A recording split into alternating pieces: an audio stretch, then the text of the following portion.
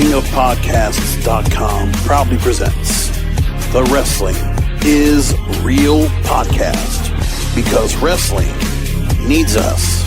Brought to you by KingofAmazon.com. KOP is all about Amazon, and so should you. Go to King of Podcasts' special link at KingofAmazon.com. Let's go with episode 573 of the Wrestling is Real Podcast. And this is King of Podcasts here with you. We're about a month away before yours truly celebrates 8 years of the Wrestling is Real Podcast. And I don't know what I'm going to do for that particular episode. Probably nothing over the top, because we'll probably talk about Survivor Series or the fallout from it. Because we'll be leading up to Survivor Series when that comes up. So that's probably what we'll be doing. But that is next week's program. 1 week from tonight. No, I'm sorry, month. That's right, we got 5 more weeks. I'm getting my dates wrong. Anyways, it's something like that. So anyway, thanks for being here. Finding the show as you always do. Apple Podcasts, Google Podcasts, Stitcher, Spotify, Spreaker, Amazon Music, and so many other places. So glad to have you with us. So tonight, I got a few things I want to get into when it comes to Survivor Series. It's just kind of a throwaway show to me at this point. The one thing they definitely have is, okay, they have some supposed dream matches, and some of the matches they're going to have in the 5-on-5 elimination matches. But I don't necessarily feel like anything's going to be happening out of that that's going to be of any detriment, or anything that's going to be significant that's going to lead to any particular storylines, things like that. I don't feel that at all. And that's what they're going to do. Think about it. It's SmackDown versus Raw. And the kind of the feel of what they've been doing with their matches, it just feels like Raw's been so underwhelming anyway, that to have this matchup go one or the other, you look at how both shows perform compared to what you're looking at in the ratings, tells you a lot. You know, it just looks like a bunch of mismatches. And that's how the whole night looks like anyway, and that's what sucks. With that, listen, SmackDown's been doing fine. It is significantly better. They have some better storylines going on, period.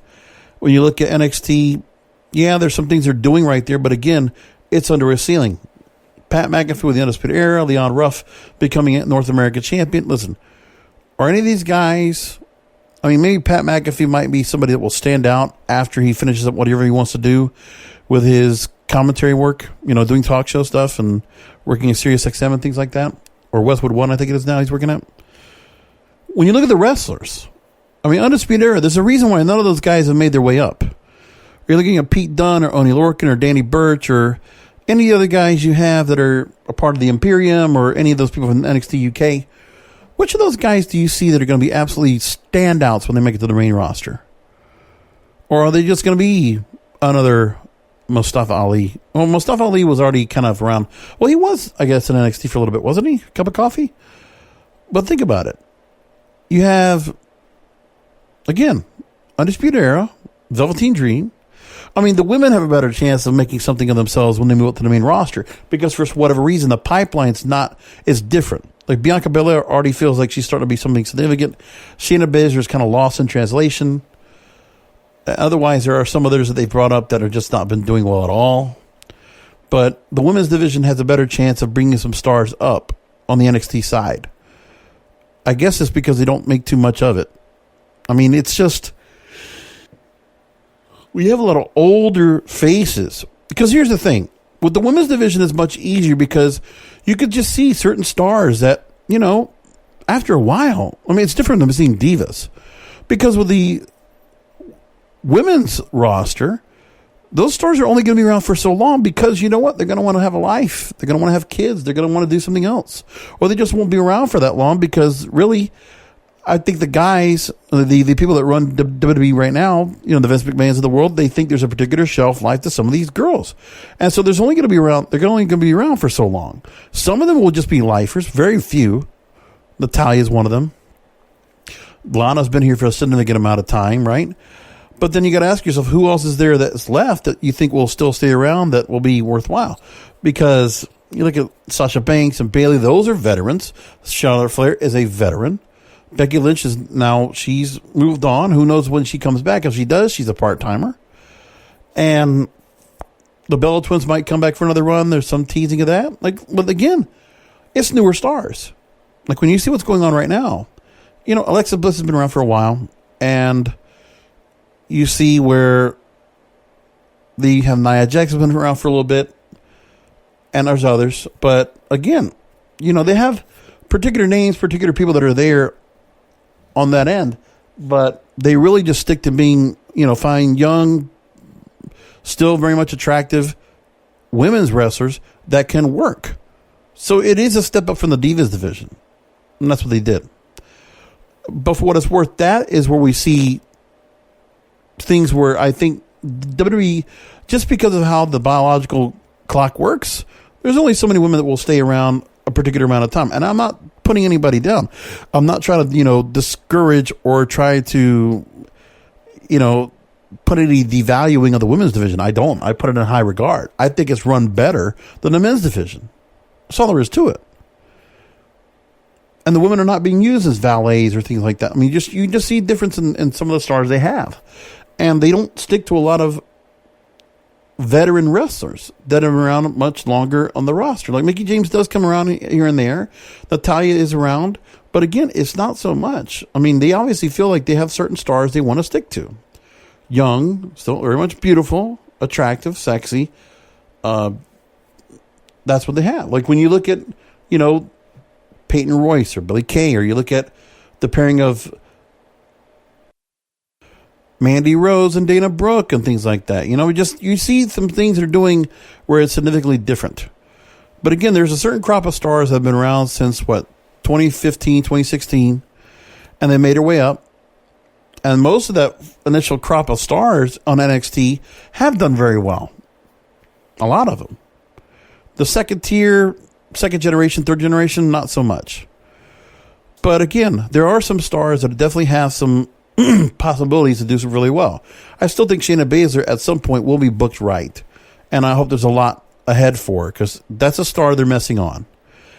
And then I look at, Lacey Evans could be done so much better, but man, they're just doing such a bad job with her. And it's I don't know. They just have this whole idea where they kind of gave her a certain, the women's right, the classy Southern Belle, sassy Southern Belle kind of thing. They've kind of dropped that a little bit, and there's really not much of a character to her right now.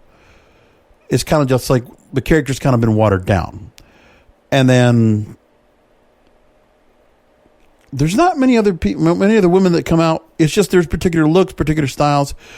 And you see the ones that are booked highest. Asuka's been around for a long time, along with Sasha Banks and Bayley. And, that's why they're out there so much.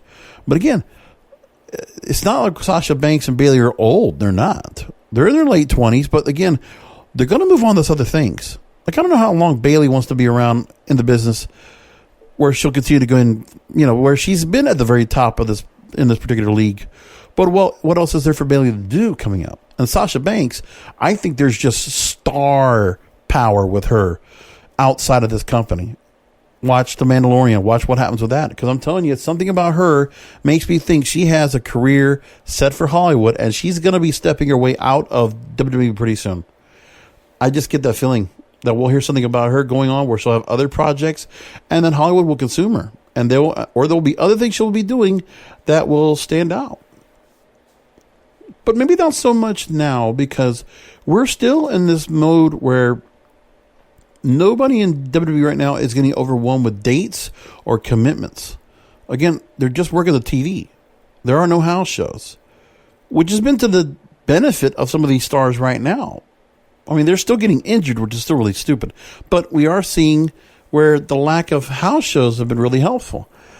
And the truth is, you got to ask yourself, for the sake of the fans and the interaction and the engagement, WWE is going to really want to get back to that as soon as they can. So that's why when they had the announcement of Pfizer, one of the pharmaceutical companies coming out and saying they got a vaccine that they put out with 44,000 subjects that might have a 90% effectiveness, and there will be other vaccines that will be available in the market first thing in next year, then you got to ask yourself, maybe there's going to be a chance we're going to start seeing some actual events once again with some crowds. And once that happens, WWE will be the first one to really try to step off and move forward with it. But again, they've only been very limited in doing anything like that. AEW has offered crowds, but still quite sparse on purpose. But it's pretty obvious that fans, if they can go to a show and they can go where they want to go and watch it, they'll do it. For the benefit of AEW working in an amphitheater, they've been able to go and keep their shows under a roof and still keep it outdoors and make it work. So the Tony Khan idea of using Daly's place has been very effective, and they've been able to keep a crowd going, and they've been able to make a little bit of money on the side, and they've been able to keep their ratings. And, when that's all full gear, they don't have the biggest crowd over there, but at least you can hear the crowd. You felt like a crowd was there. You felt like there was something going on. That's what AEW's been doing right about. But I will get to them in a little bit. But when it comes down to it, with WWE Survivor Series, I don't feel like there's much going on that really makes me overly excited when I look at it. Now, they have drawn one thing they're going to definitely use to try to keep things going when it comes to trying to get an interest of people to go ahead and watch this show. So 30th anniversary Undertaker, that'll get people to watch. And that is the focus. They definitely think just get Undertaker out there. They're not necessarily saying what the 30th anniversary is going to be and what it's going to happen. There's not much of what's being said. Like, I don't know if it's a retirement, but I think it is a significant point of saying this is where we saw the debut of The Undertaker. And, it was just something where they brought this out and it was very interesting, and they put a really interesting put all together. It was good. And I liked it. And, 30 years has been a long time. And to think of how over that character is, and they cannot find one character to build up that could be like that. And honestly, there's no reason with the ability, the resources, the wherewithal of this company, why they can't make something out of Bray Wyatt and figure this out. Like, why can't they put the pieces together? Because Bray Wyatt, after all this time, should have been like super big right now. I mean, even after the initial, the change of his character from the Bayou Cape Fear character, Bray Wyatt, to this, Firefly Funhouse, along with Alexa Bliss being your best Harley Quinn character. They've gotten to the point where they've evolutionized the character, even though they've been burying this character and have not done a well job with him. But what at least I can say is, at this point, the character has continued to evolve and has not lost its fire. It's found a way to become relevant again. Has it been perfect? No. But it's the character itself. But they can't get the wrestler over. And they can't figure that out. And I think it's just on the company where they're just failing Bray Wyatt every time over and over. That's what they keep doing. And also, it's the weakness of the roster that doesn't help either. Well, they can have a good character that can go ahead and pair up really well with Bray Wyatt, and it doesn't work either. And these are the things that we have to deal with. So look, we'll have some good matches for Survivor Series. That's at least one thing we can say. So far, Randy Orton will take on Roman Reigns, but no titles will be on the line, by the way. New Day versus Street Profits as a tag team champions take on each other. The women's champions is Asuka versus Sasha Banks. And then your Survivor Series elimination matches. So far, AJ Styles captains Keith Lee, Sheamus, Braun Strowman, and Riddle. No more Matt. And then you have Kevin Owens being the captain for Jey Uso, King Corbin, Seth Rollins, and one yet to be announced. Women's Survivor Series match, Shayna Baszler, Nia Jax. I guess Nia Jax is said to be the captain. Dana Brooke, Mandy Rose, and Lana. And then Bianca Belair, I guess, is being the captain with Ruby Riott and 3 others to be announced. So, I mean, again, the matches will be interesting. Seeing the elimination stuff is a nice little gimmick. And The Undertaker and its 30th anniversary, whatever they decide to make it as, that'll be a nice way. Again, it won't be a send-off. I'm pretty sure. Something tells me if they could go ahead and pull off what they did with everything they did with the Boneyard match, there's no reason where you can't see, you could possibly see where Undertaker comes back and does another match and keeps it cinematic. I think that still works. So hopefully the next 2 weeks are going to keep it cinematic with Undertaker, because that's what they should do. Not have him just in the ring. I don't know if they want to see the entrance and all that. I think keep it outside. Keep it cinematic. It works for Undertaker. I think that would be really good. Just my thought. I don't know. We'll see what they want to decide to do with it anyway. So the matches won't be bad. But again, you can just see the weakness of certain stars. Now, okay, the fact that it'll be SmackDown versus Raw and it's not the way that Raw continues to be booked so badly, that'll be a different story. But there is no quick fix or answer for what they're doing on Raw. Like, their ratings are still bad. They continue to keep hurting, and they're not getting any better when you look at it. They don't have much of an answer for it. As I look at the ratings now as of late, those ratings have continued to fall. Again, ever since they left WrestleMania in their back seat, they've never been able to pull near 2 million viewers, and they have struggled to stay around at 1.7 million viewers. And then, again, when Paul Heyman left, everything just changed.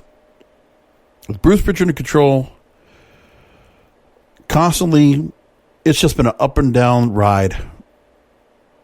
Last week, 1.656 million. Not good. AEW is a little struggle in the ratings, and so did NXT. But again, that's because I think the election kind of took it down on both of them when I look at it. That's what happens. And then you look at everything else. I'm just saying to myself, man, it's kind of hurting right now where they're just, I think the ratings for Full Gear will be, coming out of Full Gear will have bumped the show up for them. With NXT, they'll probably get back to some normal numbers. Maybe near towards the 700,000 mark. But again, if you're only getting that kind of much support right now at NXT, there's nobody that's drawing ratings on a Wednesday night for them to say, hey, here we go, let's bring this person up to the main roster. Because that's one thing you got to ask yourself. Who are the ratings draws right now, if there are any? Like, again, SmackDown continues to perform. And it keeps performing well. So when you look what they're doing, SmackDown has been hitting over 2 million viewers, especially since Roman Reigns returned. It's just been hitting it all the way across. When you look at SmackDown this past week, 2.315 million viewers. Again, that's up. The show continues to get better numbers each week on Friday nights now. That's huge. And by the way, they're going up against new programming. New programming has started coming back, and it's doing well. When I look at the breakdown of Showbuzz Daily and what they actually link to here in this story from WrestlingInc.com, they show the numbers here, and I'll tell you,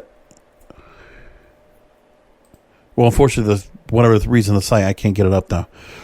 So it drew 0.7 rating, 18 to 49, 0.8, 25-54. So again, it's pulling the highest numbers. Number one, okay, and it was going up against American Ninja Warrior, which should perform pretty well as a reality show on NBC. So it pulls the best numbers for young audience on network TV, which is huge. And that the ratings that did really well was Sasha Banks and Bayley when Sasha did a rematch against Bayley for the women's title. That pulled great numbers, according to Dave Meltzer in the Wrestling Observer newsletter when they looked at the overnight ratings. So again, the show is pulling better numbers. Roman Reigns, Sasha Banks, Bayley, the Rey Mysterio storyline, all that's working. All of it is working right now. And also remember, they have election coverage, other things that are going on. So, like, that's what's going on, man. They're kicking ass right now. If you look at the numbers they've had so far, they're out averaging now what they were doing in 2019, as a matter of fact. SmackDown's starting to get some numbers. They're starting to surpass their 2019 numbers. They're nearing their 2018 numbers when they were on Tuesday nights. That's significant. There's where the growth is. There's the bright light right there. And when you look at the show and you look at the way they have things set up, It's because they're doing right things on SmackDown. They're just the stars that they have. Everything is now concentrated on that program. The best of what they have that's working stays on SmackDown because Fox needs the big numbers. And it's not that they didn't have any focusing on other matches that were going on that might not have been a big deal. Because remember, they used the Mysterio storyline to do the qualifier match against him and King Corbin. But again, we had the interference with Seth Rollins and Murphy and Aaliyah and all the things that were going on with that. They're moving along to that, which there you go. They did have some women's Survivor. They had Survivor Series qualifiers throughout the night. So you get Ruby Riott, Zelina Vega, Natalya. You feature them in a match. Seth Rollins against Otis. And then you finish off with Jey Uso and Kevin Owens. So again, Reigns was around sporadically throughout the night. But again, Jey Uso featured main event versus Kevin Owens, and that pulled a rating. That says a lot. That says a whole lot, man. And also remember the way that you saw Uso completely converting, full-fledged heel. Like that story, the Roman Reigns storyline, the head of the table, the tribal chief, that is fire. They started strong with Sasha Banks and Bayley, ended strong with the Roman Reigns storyline. And I'm telling you, that is the best storyline there is right now. I love the Sasha Banks Bayley stuff. I do. I think the world of Sasha Banks. I'm so glad she's back, and we should appreciate every time she's back out in the ring working, because I just don't think she's going to be around for long. And it's not just because whatever it is. I just think that she's going to get picked up and swept up by Hollywood. I think she's going to get picked up quickly. That's just a matter of time. I think it's so inevitable. And what is the company going to do after that?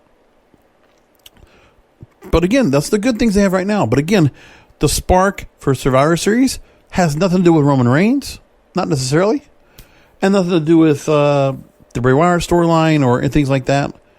When you look at what they're going to be doing, there's not much to it. Again, because storylines are going to take a back seat. I don't know if they're going to intertwine anything in particular, but right now, there's not much to that. Because again, we have to wait until they actually take on each other. So the animosity is between the teams trying to be put together, which doesn't make any sense when you're trying to get them to be a cohesive unit to take on the other team that's going to be supposedly a cohesive unit. Things like that. So that's the whole thing when it comes down to how they set up the Survivor Series and how they'll be set up. That's the one thing that's kind of like a little particular. So that's what I have to say about the Undertaker Survivor Series and all of that. That's most of my WWE portion for tonight. Because I wanted to bring on one of the things that they're talking about.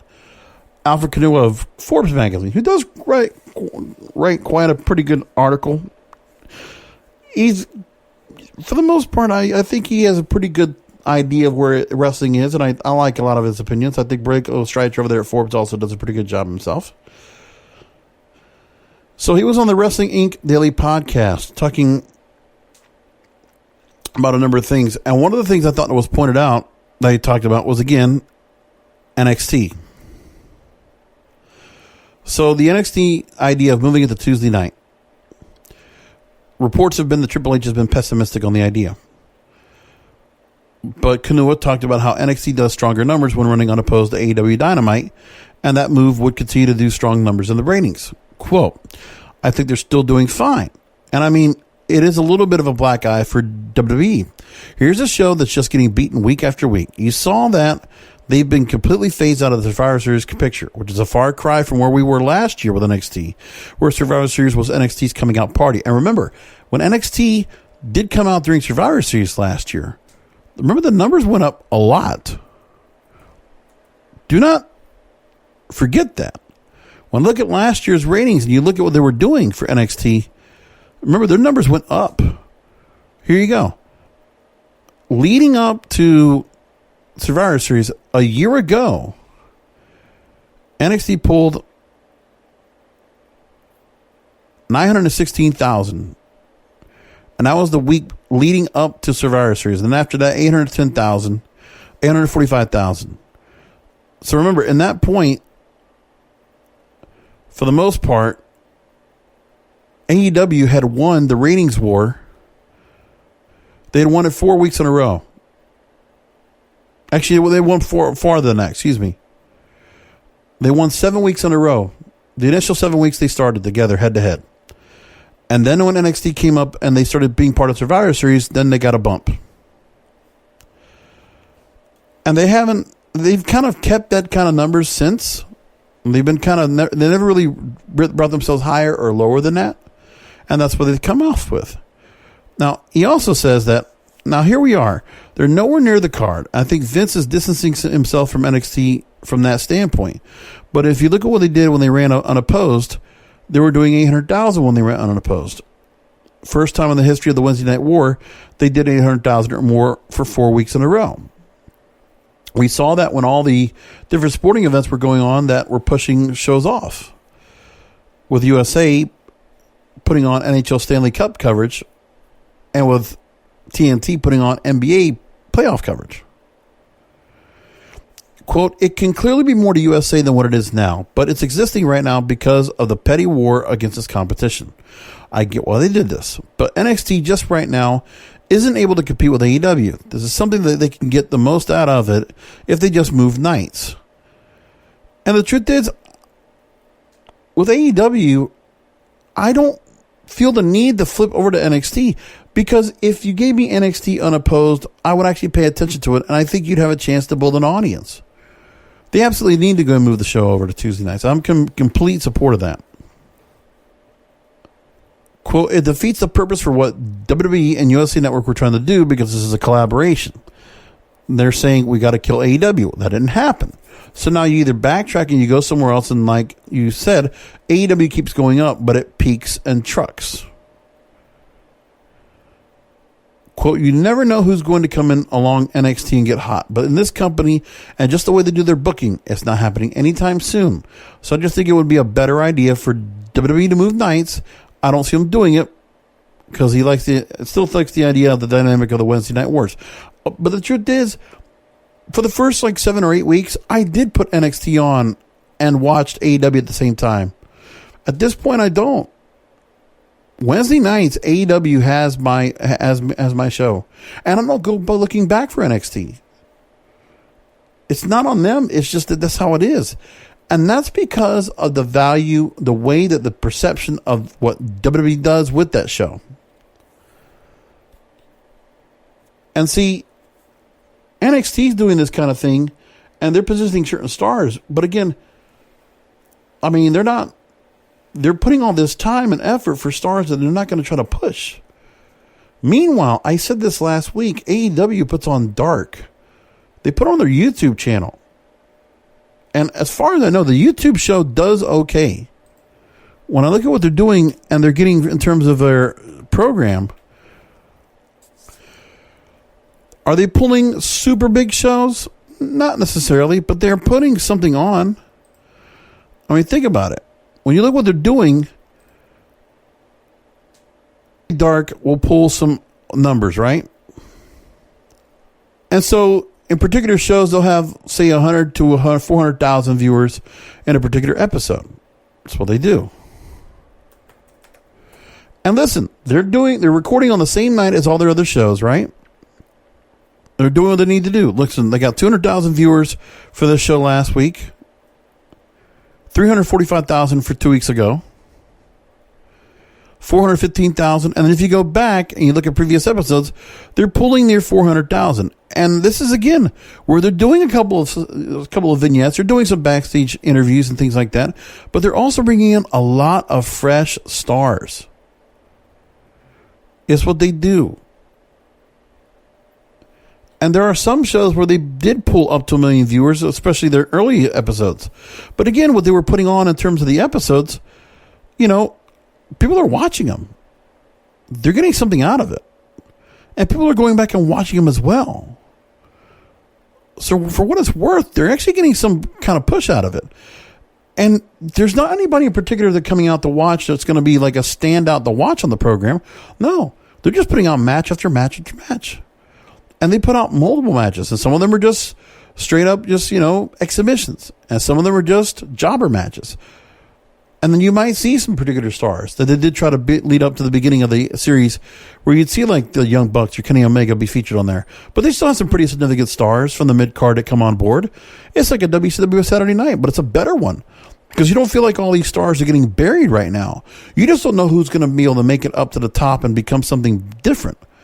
But I feel like when they put these shows together, there's a better chance for these shows to see some stars that are going to make their way up, and they're going to start looking at talent that might make their way up. Again, they're not training. They're just taking the stars that are out there, giving them a shot, letting them come on board and doing it. They're not being held down to a contract. They're coming in for a certain particular deal, come in to work a show or two, work a taping, get paid for it, and all these indie stars are getting a chance to be seen. Right? What better deal for them is that? With NXT, you got to be in that performance center. You have to be put under the guise of WWE on a regular basis. So they're stuck. There's not much else they can do. And that's what their problem is. For whatever reason, AEW is be able to bring out younger stars, bring out some different stars than they would anywhere else. Well, that's what they would accomplish. And I just feel like the AEW has a better chance of building new stars than WWE does. And they don't even have a farm system. There's no farm system. It's developmental territory. Like Dark is kind of developmental territory. And the show's not even on regular TV. It's on YouTube. And with WWE right now, yeah, they're making money off of the show thanks to USA Network. But before it was on the network. And when it was on the network, it had a different feel to it. That's how I felt like with it anyway. But oh well. It is what they're going to decide to do, man. What can I say? So I thought that story was actually kind of interesting where he put that together. Now, in the meantime, other promotions are ready to make their way up. The underdogs, I call them. The other major promotions in television, I think, at least I call them that, they're finally getting their chance to go ahead and step off the ground. So I want to talk about a couple of them right now. One of them I do want to talk about, and I have not talked about since, I have not talked about them in a while, is Ring of Honor. I have not spent time talking about Ring of Honor because they did do their tapings in their bubble in Baltimore, Maryland. And they now have a few things that have been adding to it. They now have a new pure champion, of which they had a tournament to crown a pure champion. And with what they were doing as well, they had a number of things that were going on the show where EC3 has made a debut with the company. Jonathan Gresham has now been called the Ring of Honor Pure Champion. If you remember, CM Punk was the first one to ever hold that belt. And then the Pure title tournament, 3 judges for each match, time limit draws. So they had a whole setup on how they did the matches, right? The Pure Championship. They brought that back. And then for the world title, you have people like Brody, King, and Dalton Castle right now trying to position themselves for the world title. So I have not been watching Ring of Honor at all since this has been going on at the moment. I have stepped back and not watched anything as of late. Now, at the last check of Ring of Honor, Roosh is the current world champion. And he won that over PCO at Gateway of Honor. I think it was the last show I talked about. Dragon Lee is current world TV champion. Now we have the Pure champion with Jonathan Gresham. Jay Lethal and Jonathan Gresham hold the Ring of Honor World Tag Team titles. The 6-man squad is by the Mexa Squad, Bandito Famita and Rey Horus. And we don't have a women's world champion yet. They're waiting to go and do that pretty soon. But they were supposed to be crowning a champion right now, but they have not done that yet. But for the most part, some of these other stars have not defended and have not been on television to go and put themselves out there as of late. And we don't know when their next major event's going to be coming up, but that's what they have going on for themselves right now. So we have not paid attention to them. But they're back, and they're back on television. And in the meantime, their main focus right now in Ring of Honor is they have a new faction that Jonathan Gresham now is now in front of as a champion. A new faction called the Foundation. So now Jay Lethal, Tracy Williams, and a flag-bearing Octopus Man cited Gresham in the form of the Foundation. So now Ring of Honor is looking to embrace the popularity of the Pure tournament. And the question will be if Ring of Honor can keep the Pure momentum on the right track, and Gresham leading the charge might be the good thing they're talking about.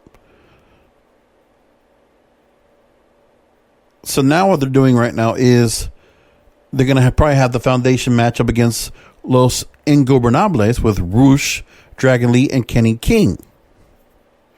And will they continue to do matches where they'll continue to have pure rules?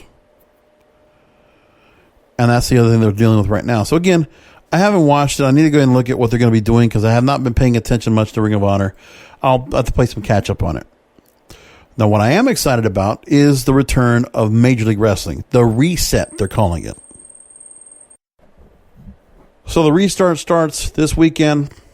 Or actually, it starts a week from when I'm starting on this, on November 18th. The matches they already had featured that's going to be coming on, we'll have Myron Reed taking on Brian Pillman Jr. in a world middleweight title fight for the restart. We'll also have a world heavyweight title fight where Davey Boy Smith Jr. will take on Jacob Fatu. So the show's now going to be featured on Fubo Sports and YouTube.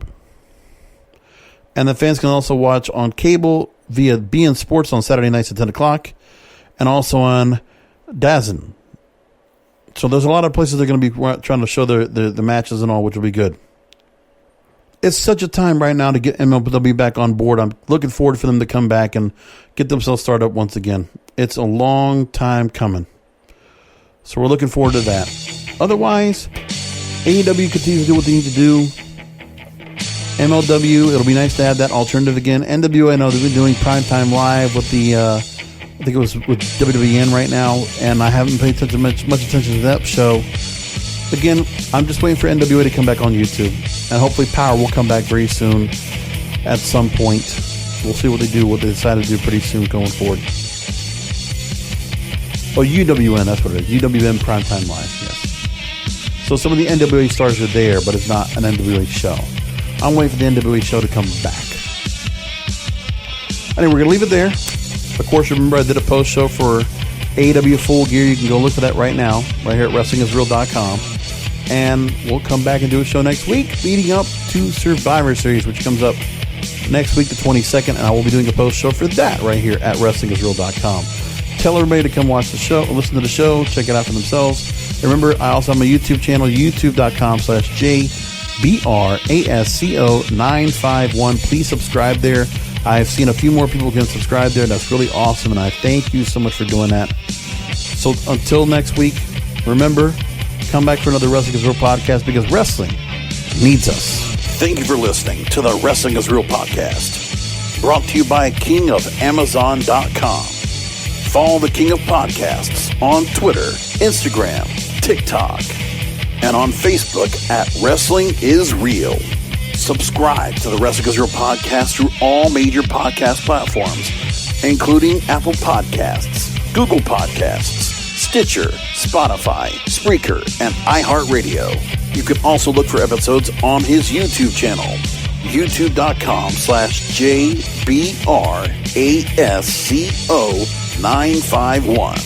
You can find all this information and more by going to the website, WrestlingIsReal.com.